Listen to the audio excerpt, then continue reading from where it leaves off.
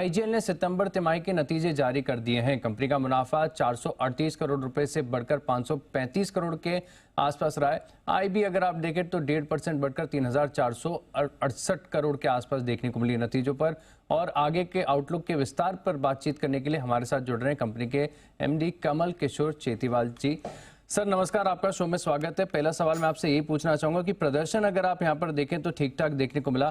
Quarter के दौरान क्या हाइलाइट्स हैं इसके मैं समझना चाहूंगा। खासतौर पर अगर आप देखें तो जो कामकाजी प्रदर्शन देखने को मिला है वो मुनाफे में ग्रोथ आपको 22% के आसपास देखने को मिली। क्या कारण रहा इस बेहतर प्रदर्शन का? इसका हाईलाइट है कि जो हमारा एबिटा पर एससीएम जो है, जो कि पर एससीएम हम कितना एबिटा कमाते हैं, वो 8.68 रुपए 60 पैसे दर्ज हुआ है।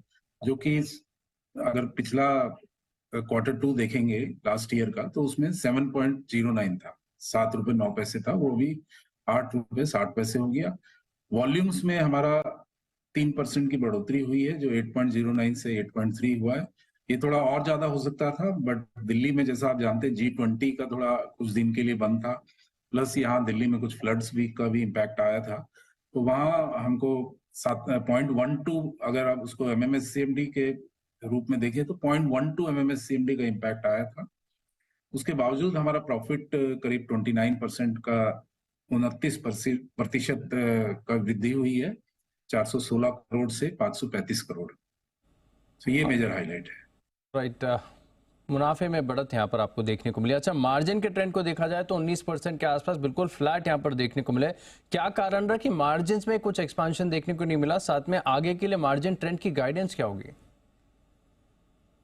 इसमें थोड़ा सा ये है कि हमारा जैसे एपीएम एलोकेशन हर साल थोड़ा रिड्यूस हो रहा है, तो उससे होता क्या है कि थोड़ा इनपुट कॉस्ट लास्ट ईयर तो काफी ज्यादा था, तो इस बार उसमें थोड़ी कमी हुई है, तो वो एक बेनिफिट मिला है, जिसकी वजह से हमारे मार्जिन इंप्रूव हुए।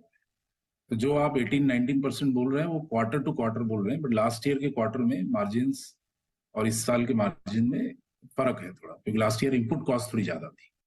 ओके, इनपुट कॉस्ट का असर यहाँ पर देखने को मिला। लेकिन सर आपने सालाना मार्जिन्स की बात की, तो मैं ट्रेंड भी देख रहा हूँ कि FY23 में अगर आप देखें तो 22 के मुकाबले जो आय है ये लगभग दुगनी होगी, लेकिन मार्जिन्स में एक्सपांशन देखने को नहीं मिला। FY24 के लिए क्या लग रहा है, मार्जिन्स कैसे देखने को मिलेंगे और क्या फैक्टर्स ऐसे रहे जिनकी वजह से मार्जिन्स में एक्सपांशन ईयरली बेसिस पर उतना नहीं आया?